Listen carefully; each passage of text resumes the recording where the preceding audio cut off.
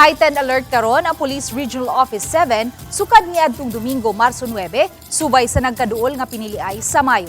Sumaan ni Police Regional Office 7 Director Brigadier General Redrico Maranan nga nasunod ra nila ang calendar of events nga gihatag sa COMELEC sa mga pagpangandam sa umaabot nga eleksyon.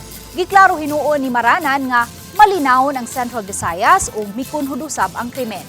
Usa sa pito ka major security concern nga gitutukan sa PRO7 subay ning umaabot nga piniliay mao ang vote buying.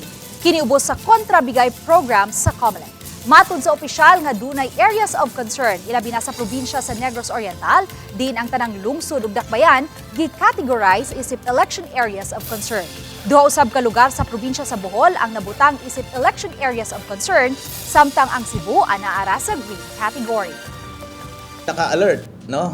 Naka-alert tayo dahil nga ngayon ay election period at pag election period ay mataas ang ating alert status.